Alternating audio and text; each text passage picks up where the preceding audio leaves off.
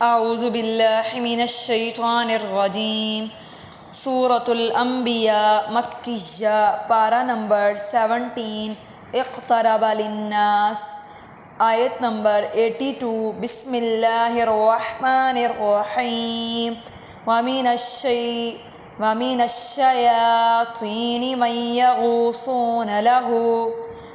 الشَّيَاطِينِ مَن يَغُوصُونَ لَهُ وَيَعْلَمُونَ عَمَلًا دُونَ ذَلِكَ وَكُنَّا لَهُمْ حَافِظِينَ۔ وَأَيُّوبَ إِذْ نَادَى رَبَّهُ أَنِّي مَسَّنِيَ الضُّرُّ وَأَنْتَ أَرْحَمُ الرَّاحِمِينَ۔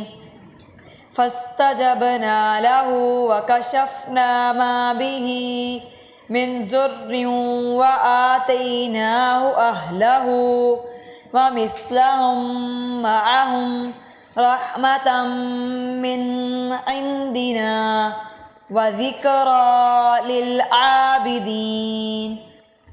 آج کے سبق میں جو حروف مدہ ہیں وہ موٹے حروف کو دیکھیں گے۔ من الشیاطین یغوصون، ذر، من ذر، یہ سارے جو حروف ہیں یہ موٹے حروف ہیں، اس کی آواز کو پر کر کے یعنی موٹا کر کے پڑھا جائے گا۔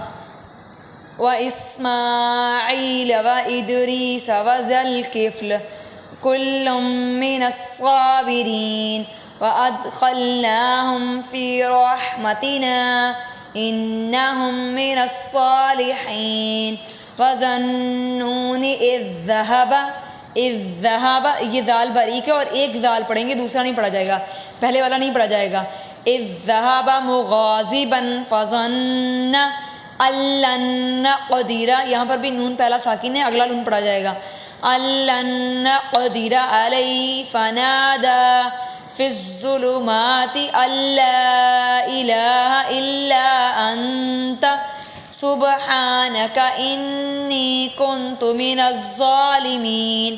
یہاں سے آیت کریمہ شروع ہوتا ہے لا الہ الا انت سبحانک انی کنت من الظالمین۔ حضرت یونس علیہ السلام کی دعا ہے جو انہوں نے مچھلی کے پیٹ میں مانگی تھی۔ فاستجبنا له ونجیناہ، اس دعا کو کسی بھی مقصد میں کسی بھی مشکل میں پڑھا جائے تو اس میں آسانی ہوتی ہے۔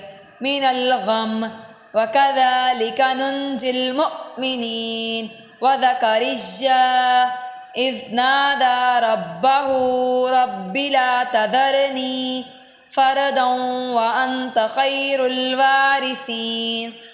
اگر کسی کے یہاں اولاد نہیں ہوتی نا تو اس کے لیے یہ والی دعا بھی۔ حضرت زکریا علیہ السلام کے یہاں جب اولاد نہیں تھی تو انہوں نے اللہ تعالیٰ سے دعا مانگی تھی رَبِّ لَا تَذَرْنِي فَرْدًا وَأَنْتَ خَيْرُ الْوَارِثِينَ۔ فَاسْتَجَبْنَا لَهُ وَوَهَبْنَا لَهُ يَحْيَىٰ وَأَصْلَحْنَا لَهُ زَوْجَهُ إِنَّهُمْ كَانُوا يُسَارِعُونَ فِي الْخَيْرَاتِ وَيَدْعُونَنَا رَغَبًا وَرَهَبًا وَكَانُوا لَنَا خَاشِعِينَ۔